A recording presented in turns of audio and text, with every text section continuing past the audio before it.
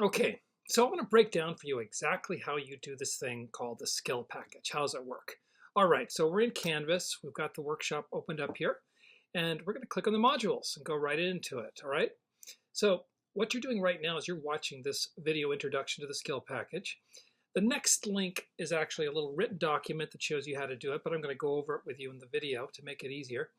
So first step is to choose one skill off of this list. As I mentioned, there's about 40 skills. You're going to read them over, take some time. The idea is to pick one that you think is totally going to benefit you yourself, right? It's just something for you that you feel you'd love to get better at. You could look through the list. It may take a few minutes to actually look it over and get an idea. Occasionally, people like to enlist the support of a super close, trusted person to help them think about what to actually pick. I've had students do that before. Most likely, one will leap out at you. And take a little time with this because you want to get one that you think you know that you want to get better at, okay? So we've gone through all the list, picked one, we're ready to go to the next step, okay? So going back to the modules, the next step is to start the 8 activities. Now the idea of the skill package is we're going to take this one skill and we're going to build it up from 8 different types of activities, right? We're going to basically build your muscles up through a series of different exercises that approach the skill from different types of angles. For example, the first activity will involve writing about the skill, right? And you'll see here when you click on it that I give you choices as to how to approach this writing activity.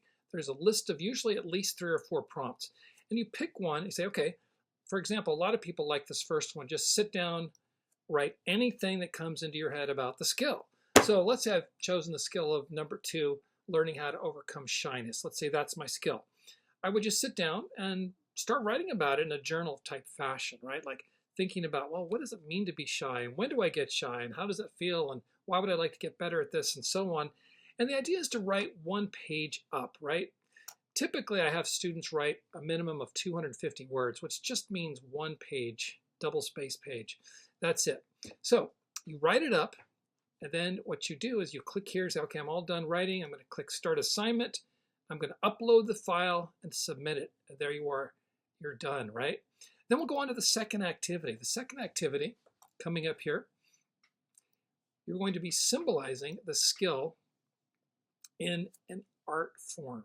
Okay, that's the idea. So you might write a poem about the skill you've chosen, or you might create a collage, or you might do a drawing or write a song. People do all sorts of things for this. The idea is to do something creative that symbolizes what the skill means to you. And then again, you'll do the same thing. You'll start the assignment, you'll upload your image or your file, whatever it is that you've created, and then you've done the second activity. All right, moving on to the third activity, this is where you try practicing the skill in a real life situation. So let's stick with this example of overcoming shyness.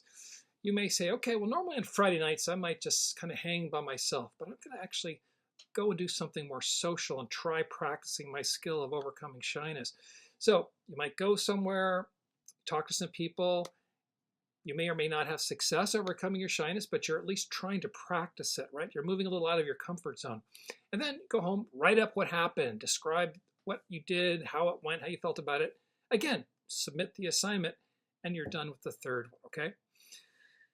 I'll click on Next to go to the fourth activity. This is where you receive feedback about your skills. So the idea here is to find someone that you know, trust, who can actually give you a little appraisal of what they think about this particular skill and how you do it, right? There's more than one way to do this. You'll see for the prompts. You only have to pick one, again, right, of the prompts. A lot of people like to, for example, list some questions down about overcoming shyness, whatever your skill is, and then get some friends to answer them and then summarize them together, right? Or have a discussion about it with some friends. There's more than one way to do this, but you're getting feedback from people about your particular skill. Now it goes on to the next one. Number 5 is observing the activity. This is where you find someone who's good at the skill and then observe them, write up what happened. Again, there's more than one way to do this. Some people even like to do this by observing the skill being used in a movie or a play, right? That can work as well. Again, you write it up, start the assignment, submit it, and you're done. All right, the sixth activity involves teaching the skill. This is where you're going to come up with a way where someone could learn how to get better at this skill. A lot of students will create a game, for example, that you have to use the skill in order to win in the game. Or you can invent some sort of test that measures a person's ability, like a questionnaire. So the idea is to create a learning activity. Again, you submit that, and then you're done with your sixth. The seventh is reading about the skill. This is where you do a little independent research about that skill. You do some online research, for example, find an article or two, read up on it, go ahead and summarize it, then you start the assignment and turn it in, and there you go, you're done with the seventh. And then that brings us to the end, reflecting on your experience. So you look at, say, okay, now I've done all these 7 activities over the period of this workshop.